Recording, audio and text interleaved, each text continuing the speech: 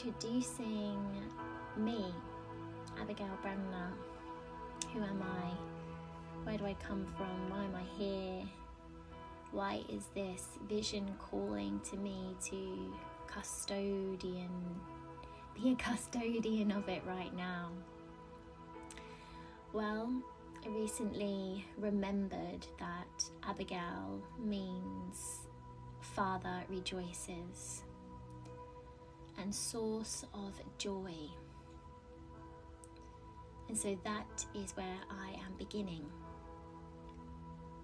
Back inside the truth of myself and the name that was blessed upon me as I graced this earth, to be a source of joy, of wonderment.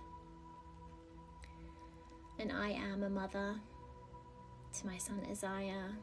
I am a multidisciplinary artist and creative, a creative powerhouse, as I have been recoding my mind to remember.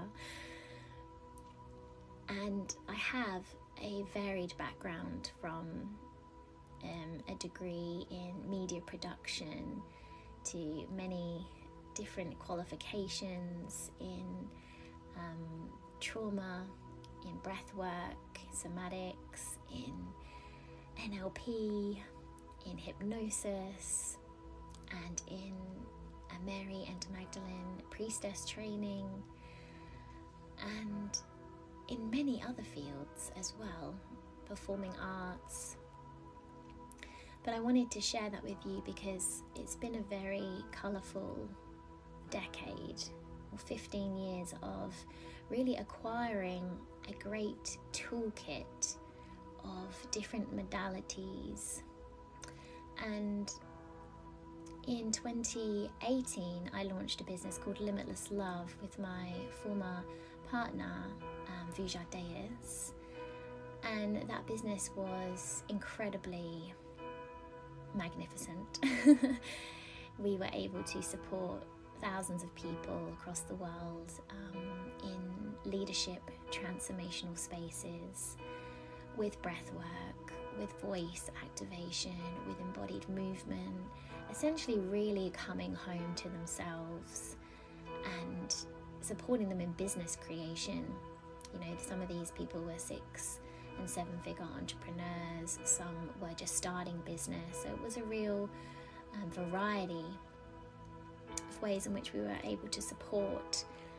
And we were able to build a 7-figure business quite quickly because of our alignment and our action and our desire to truly help people.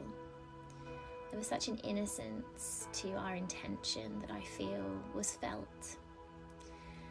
And over the years, when we experienced COVID and the world kind of started to wake up more and there was limitations on travel, that really shifted things for our business, because we were a traveling business. We were running immersions in Bali and in Australia and in Egypt, and that had to come to a close. And it was so necessary. It was one of the most powerful, I like to call it, descents, because it really brought me inside, and it also created space for me to return home to the feminine inside of me, the woman inside of me, to reconnect to my womb, because in the expansion of the business I had forgotten her a little bit. And obviously my son was desiring to come. So it was a few years of preparation, of complete surrender of the reins of the business and letting go of my identity as a 7-figure entrepreneur, and letting go, truly letting go, and following my sensuality, my radiance, my joy, and having a lot of rest. And just really creating space in my body for this magnificent boy to make his journey here. And since then, I have returned from Australia to the United Kingdom and have really returned even more to myself, to the roots of my lineage, to my ancestry, and to the Celtic Isles, where I have remembered that I am a daughter of the rose. And I have strong connections with the soul of Albion, this overdeva of these ancient British isles that are full of so much enchantment and mythos and mysticism and magical lore.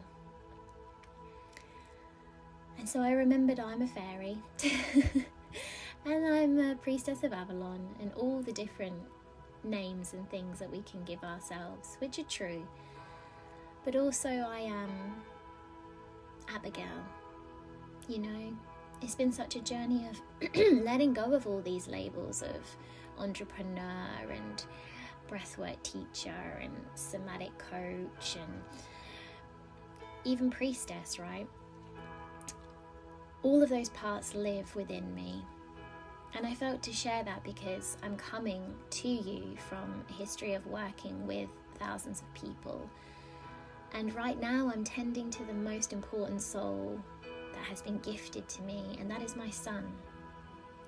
And he is my primary focus right now. What an honor, what a privilege to be a guardian of consciousness, to be a tender of these sacred children, these children of light, these children that will be the next generation. And so on my journey of motherhood, which I will share more in the coming videos, but Aziah has initiated me into such levels of devotion and truth, and really seeing what is vitally important and where the distortions come in to distract us from family, from the fortitude of family. And so this is where the miraculous mother has been born, really through the leadership and the teaching and the counsel and the reflection of my son, and returning to such a simplicity that really prayer is at the essence of this. This is a ministry. And I really truly believe that mothers are disciples of love.